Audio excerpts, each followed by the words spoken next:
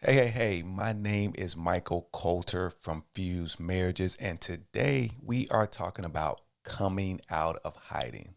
This show is exclusively talking about men discovering their better selves. So if you're a man, you have a husband, you have a son, check this episode out. Thank you for tuning in. We are Tristin and Michael, and you are listening to Fused, transparent conversations for marriage, family, and relationships. We invite you to join us as we discuss topics that are thought about but not talked about. So tell your friends and family to check us out and join us on all of our social handles, Fuse Media Company. So we are jumping. I'm going to make a correction on you on that. Oh. Because you did such an amazing job on the intro. It's Fuse Media Group. At Fuse Media Group, y'all. Okay. I'm definitely wrong on that, but I'm not wrong on many other things. We'll leave that one alone. Okay. All right. So, sir, how are you doing? We're real silly today. It's today. I'm silly. Touché. People don't really know that.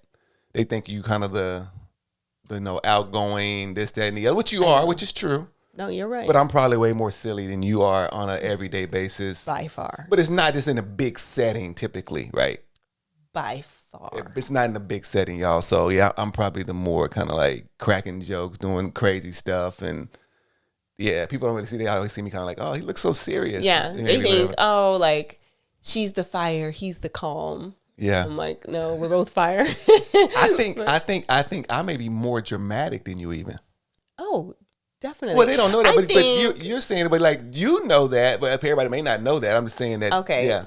Ladies, you have to let us know in the comments if you believe that your spouse or your partner is the more dramatic of the two of you. Ooh, you're going to start some fights on that. Listen, any woman who has had to take care of a man that is under the weather knows that he is super. See, moms and women, we will be sick and still get the lunches ready, still make the food, still get the kids to school, still do all of the work, do what we have to do do our self-care, do our hair and our makeup and our nails, and still be under the weather. Y'all get like a 24-hour cold. Y'all eat something wrong. You're right. No, I'm not going to argue with you or disagree with you on that. Yeah, I think y'all are definitely stronger when it comes to like pushing through, pushing forward. We need to be babied a little bit. Well, we want to be babied. I want to be coddled. We can hold a discussion, but that's not just in our nature to like some of us can do that and have a decent job, but y'all have like kind of a gifting to do that, like right, to nurture and take care and make sure everybody's good. Okay. A lot of men don't have, that's all I'm saying. Okay, well, speaking of, we are going to be getting into some really gender-based conversation today. So our topic for today is come out of hiding. I say this every show, but I really am curious to see where we're going to go with this. It's going to be a lot of gleaning for the ladies because this is really a topic that's oriented towards our male viewers and coming from a man's perspective. So make sure that you and your dude are listening. We want to hear from you on this topic, so make sure that you comment. But jumping into it, why don't you kind of lead us in where we're going today? I appreciate that. Come out of hiding, right? And it really stems from my own observations and my own life experiences, right? Of men, how we operate, how we see ourselves, how we interact in the world. And it's the main goal of hopefully we can get out of this, hopefully this discussion, is that men need to discover their best selves. And not just discover, but live it out. But that's hard to do when you're in hiding. And we're going to talk about what that looks like to be in hiding. You may discover some ways that you may not even realize it, that you are hiding. Yeah. And that was me. I didn't realize I was hiding. I didn't realize I was like covering myself up in a way that, was stopping me from growing. Yeah. But if you're a wife and you have a husband, or if you're a husband or want to be a future husband, or if you have a son, I think this applies to just about everybody can relate to it. Wow. Okay. Well, we're going to jump into that topic, really focusing on men, why they're in hiding, what they can do to come out of it. What does it mean? What does it look like? So we can start to identify the signs, not only in our spouses, but in our sons, in our brothers, in our uncles, because some of the behaviors that for us might seem like offensive or off-putting or distant really might be some levels of this hiding, possibly insecurity, possibly challenges. So let's go on in. We're going to really start with the kind of the shame aspect of this. Is that okay? Is that a good place to start? I'm good with you. Hey, I'm gonna roll with you. Okay.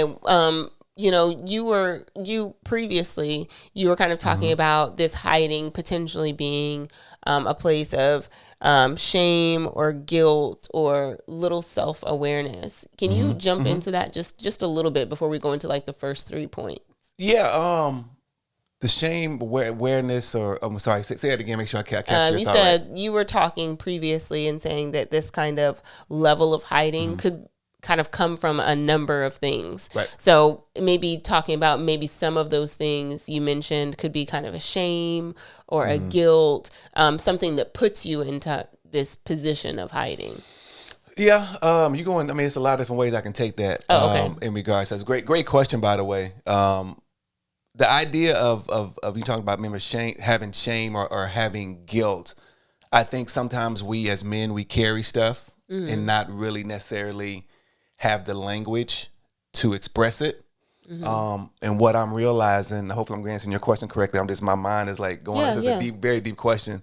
But whenever we don't have the language, and that's men in general, right? I don't think men have the right language, as women have pretty good language as far as expressing themselves. Okay. Men, I think we lack that. Okay. But what ends up happening, because we lack language, we express it other ways, right? Sometimes that's anger, sometimes that's frustration, sometimes that's shutdown, sometimes that's sexually, sometimes that's with alcohol. Wow. All because we don't have the language to really express this. We have this stuff on the inside of us, shame, guilt, as you just mentioned, and not knowing how to get it out. And I don't believe that we were built to carry this stuff in us. I don't think we can sustain that over a long period of time. It has to come out some way. Yeah. And the fact we don't have language, we can't talk it out, which we should. We should talk through it, be able to write it out, however you want to do it. That's still language, putting language to it, being able to express it to somebody else. Hey, how you feeling? How many men say, I don't know.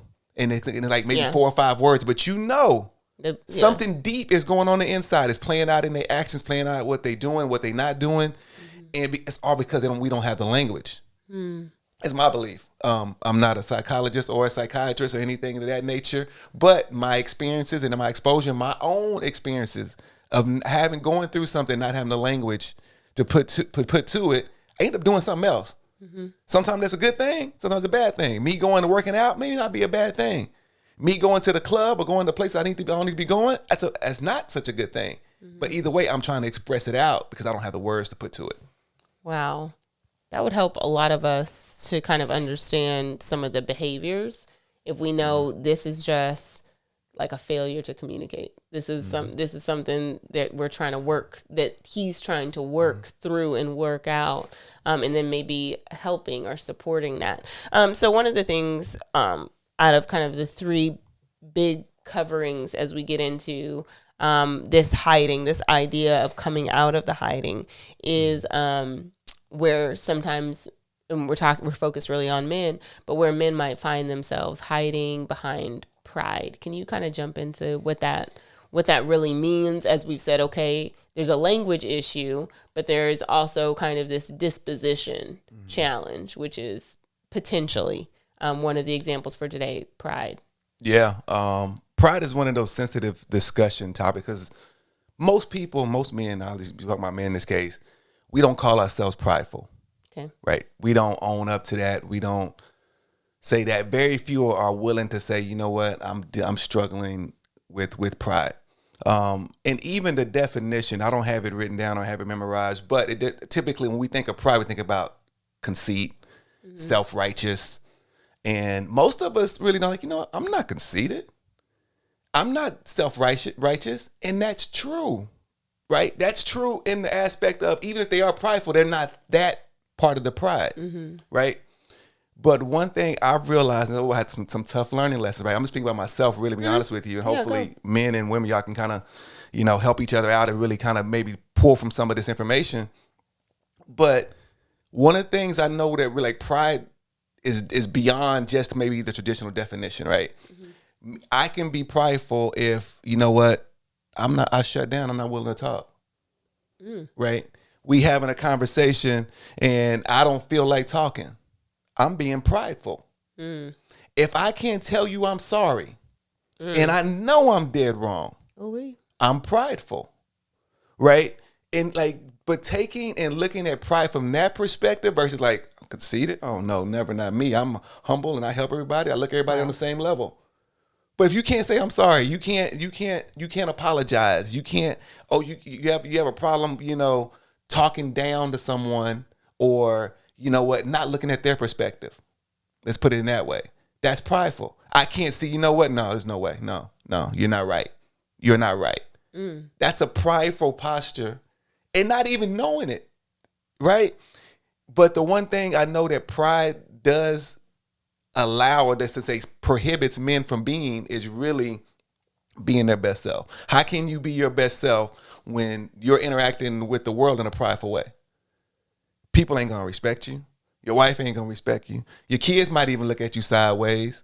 You go to the job, they look at you like, you know what? They you don't even know it.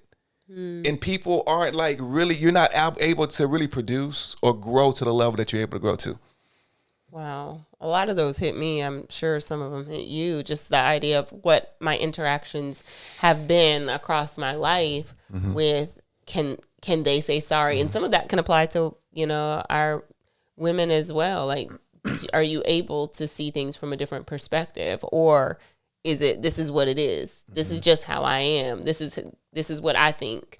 One of the things that you wrote that I thought was really interesting is you said pride won't let you connect to other men or let them hold you accountable. Man, that's that right there. And again, I had to discover this, be honest with you, because you're like, you know what, man, I can hold my own.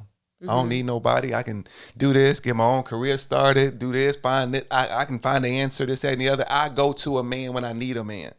Oof. Right? Mentality. Yeah. And a lot of us had that because we are built to kind of say, stand on your own 2 feet. Most of us kind of had that mentality like, you know what? Hey, I got this. Well, I want to have another man around me to hold me accountable. We don't think we need it. Right. And I don't think we're in this society or in this world to live in isolation in any way. And what ends up happening is we end up going down some pathways and making decisions and not having to tap you on the shoulder like, hey, Michael, you know what? You need to consider this as well. You know what? How you handle your kids in this scenario, you need to be sure, like, just be careful. Wow. You know what? You and your wife, y'all kind of going through. When the last time you took on a date? Like, having somebody tell me that, like, you know what I mean? You got to be close enough to somebody to tell you that and see you and experience your life in that way to actually just help you hopefully be your best self. Wow.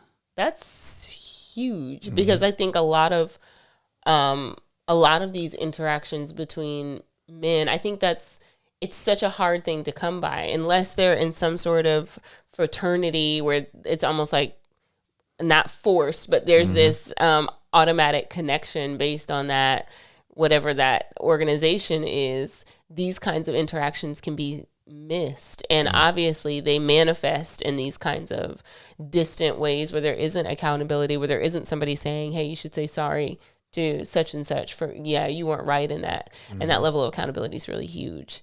So I want to jump. Did you have anything else? I'm gonna say one quick thing. So like the idea, like, so pride, it literally, like, it takes all this wide dynamic, right? Of like, instead of we often put it in a box of what we think it is. And the idea of pride and you connecting with men, it's like, you're really saying you're pushing yourself off, right? Yeah. Or you can't say sorry. Basically, you need somebody to hold you accountable. Outside, your spouse could be an amazing person that can hold you accountable, but there's something about men-to-men conversation, right, and dialogue that basically changes the environment of how you see yourself. And I'm breaking down those walls, right? That type of thinking, that mentality. I'm in the process of like just, destroying that concept of really what's needed and not needed. And if I can pull people along the journey, But some people may know I'm literally trying to connect men in a unique way. They don't even know it. You know what I mean? They happen to see this podcast. They may kind of understand it in a way, but like they don't even know. I'm literally trying to help other men see themselves, connect with other men, and be secure with themselves, right? Because it's different being another man, like you kind of concerned about, he got more money than me, or he got kids and I don't have kids, or he got whatever the issue is. That's a pride thing, right? To say, you know what? No, hey, I'm valuable regardless. I don't need no pride. I don't have my pride. I put my pride to the side, and I can connect and still be held accountable. Yeah. And real solid relationships will be affirming and securing versus like that competition, even among men, where it's like, hey man, what's good? I got you. How, like there's something genuine. I've seen you over the years even connect to more men in really a deeper way. Because when we first got married, do you remember you were telling me? I know. Go you ahead. said, I don't need friends. I got family. I got family. That was it. Hey. That rings so true for years. And you had friends at the time. Yeah. Like I remember birthday parties, you would have all these friends come. But now I'm seeing how you're connecting in even a deeper way. Right. It's beyond kind of like sports and even family activities. Like you're connecting with people about their vision and things that they've got going on that you might have not previously been interested or into. So you're seeing what I'm noticing, and you can speak if this is true, but what I'm noticing is that it feels like your world is broadening because you're engaging with different kinds of people in different and deeper ways. So you're getting different insights and you're getting different kind of like, hey, such and such said this, or this person wrote this book, or this person is involved in this, or have you thought about this? I think that's one of the things that really happens when you allow yourself to engage with people differently, when you're allowing yourself to kind of tear down some of those walls. What do you think? No, agree 100,000%. Is that a word that's possible? 100,000%. That's a lot of percent, but I agree with you wholeheartedly. You put it that way. I agree with you wholeheartedly on that. Like, yeah, I'm discovering the new me. I shouldn't say that. I'm discovering the real me. There's nothing new about that. So it's right. But like this reality, like hashtag discovering the real me. The real me. and that's really the journey that I'm on personally, of discovering really who God designed me to be. Wow. That's awesome. So as we continue to kind of uncover this and come out of hiding, another thing that we kind of referenced a little bit earlier, but was hiding behind your past. What is that? What does that look like? Us as men, like we have this, we want to do things. We want to do things right. Most of us trying to do the right thing, this, that, and the other. Some of us make mistakes, right? Whether it's, maybe you get fired from a job, or you end up getting divorced, or you end up like you kind of stumbling around trying to find your career, or whatever have you, or you make a mistake with a kid and like this, that, and the other, and you know what, and you don't know how to apologize to them. And that mistake ends up eating us up on the inside. And a lot of people don't ever know it. Like you're probably walking around men that you've been around and seen, and like, but they're holding in so much. Yeah. And like you're literally getting a fraction of them. Wow. They know it, but you don't know it. You interact with them, you talk with them, you speak with them, you say hello, this, that, and the other, but literally you're getting a fraction of them because of some of the stuff they're holding on the inside. Yeah. Right. And they can't overcome it. And I think it goes back to me and having the language to be able to say it and articulate the information to somebody. Man, this is how I'm feeling about this.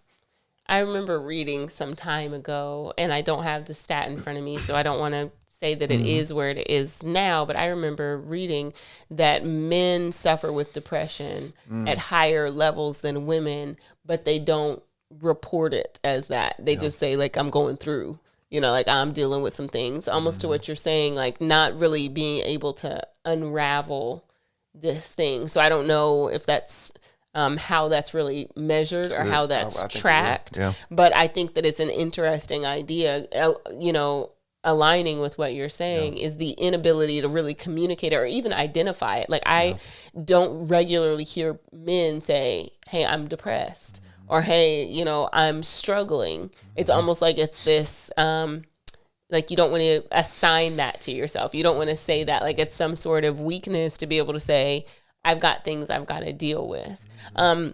How is that affected when people, from your perspective, as men are dealing with some of these difficult life choices that they may have made, whether they're relationship or job or finances, when they're trying to figure out things and it's just tough. Like, what is that?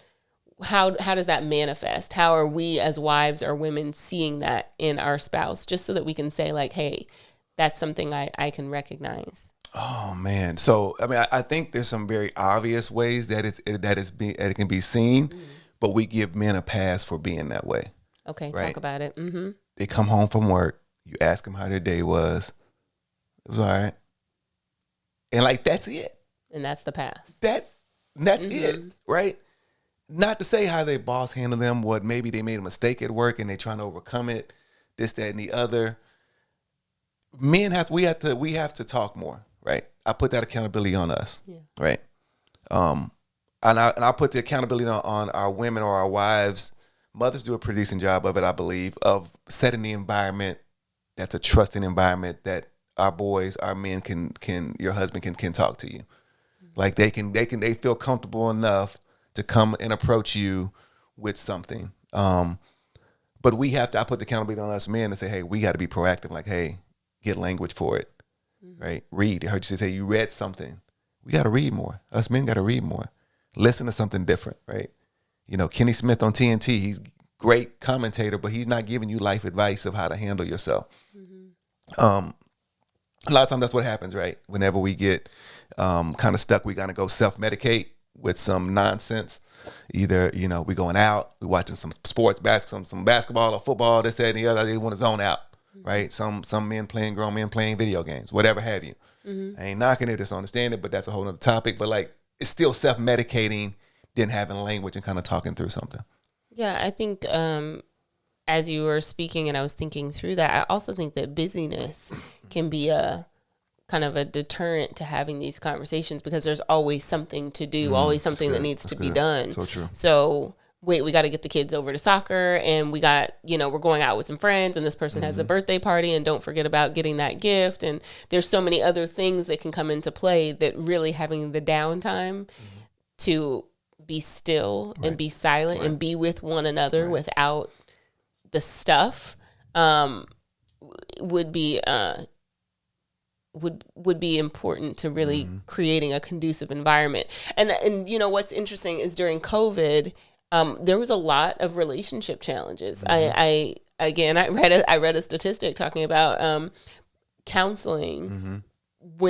Relationship counseling and divorce both exponentially increased because people were left with each other. And there was, how do we now have the conversations? Because we can't go to the birthday parties. We're not going to the clubs. We're not going out with friends.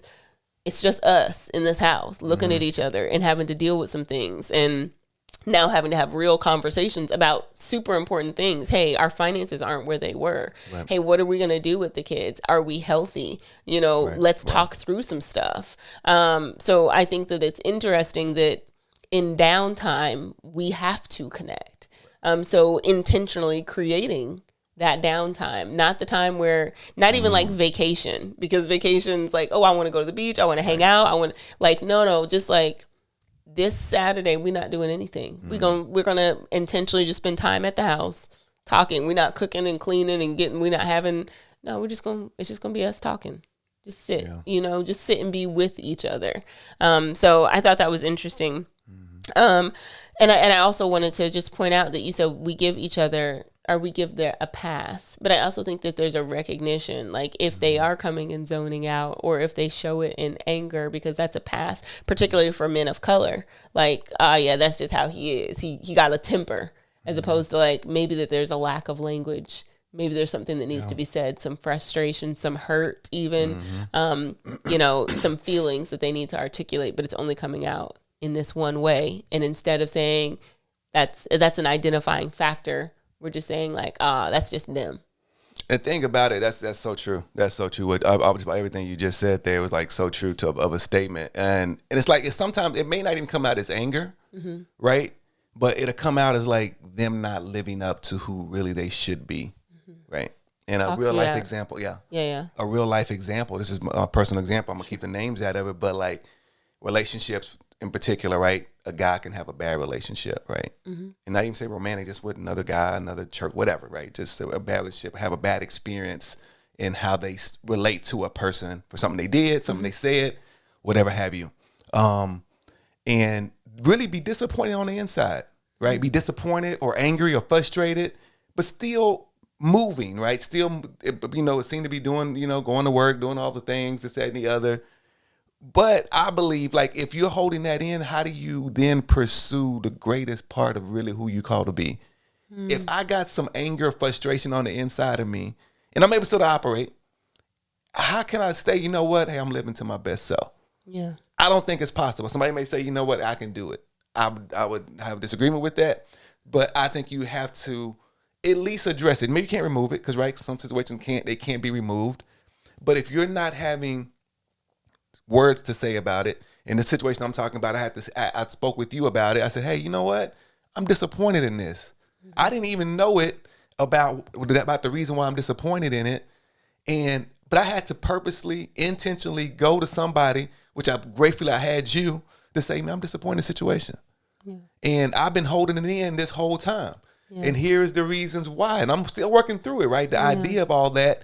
But I was walking around holding that in. Nobody knew it. Yeah. Somebody could have guessed it, potentially. A question was on, I probably would have blew it off. But it was stopping me, I believe, from like, okay, hold on. If I'm trying to go to this next level, mentally, emotionally, spiritually, I got to deal with that. Yeah. But I think in saying that, but in saying that, I think it's interesting because you were just referencing giving a pass. I think there's a pass for when men are upset with women, but when men are disappointed with other men, it's like, good. Why are you concerned about him? Like, what's that? What's that about? It's almost viewed as like a lesser pain. Wow, that's good. If a dude hurts you or if he lets you down. Versus like, yeah, that chick's tripping, like how do you really deal with, because you're supposed to society, like be unaffected. Right. And then when you are, and you're holding that thing inside of you, like we talked about with you, and maybe some of you might have also experienced, I agree. I don't think you can operate at your full potential because there's this piece of you that's shrouded in darkness, that's still hurting or frustrated or angered, and you're not really free to be everything. And that's one of the things that you and I have talked about with forgiveness, which for some of us, I'm one of those people. It's not something I'm great at. And for a long time for me, I didn't know how. It was like people say you should forgive, and you're like, but what is that? Like, what does it mean? Especially if you don't even recognize that you have not forgiven, which is a whole exercise that we might have to take people through, maybe in one of our classes or something. But I just think it's interesting that you would say, even for yourself, having to release so that you can become all that's in you to become, and that it doesn't keep you from connecting with anybody else because you say, hey, I had this negative experience, which can happen, with a father and son. It can happen with a spouse to spouse. It can happen with a friend to friend, where it's like, man, I'm not dealing with people like them anymore. I'm not telling nobody my business because da da da da da. We hear it a lot from the women's side, like all dudes are this because you had this bad experience, but not necessarily like, man, how now do I move forward in love and care again? I want to jump to this last one in our last few minutes. Hiding behind the approval and acceptance of others. You really, you never really get to know the real man. You kind of hit on it, but I'd love to close with what it means if a man is hiding behind the acceptance and approval, and what we need to do about it. How can we help?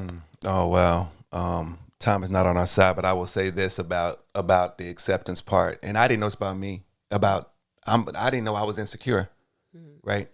I didn't know, and like you would never, nobody would ever like look at me like, you were insecure. I had to own up to the fact that, you know what, I want to be accepted. I want to be accepted by you. I want to be accepted by society. I want to be accepted, and it could be a driving force. There's nothing wrong with wanting to be accepted. I'm not saying something wrong with that, but when it's driving you to do things, it can become a negative.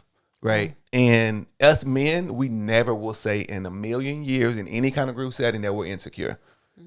That's a female term. Oh, she's insecure. She's this, that, and the other. She's not feeling good about herself or how she look or whatever have you.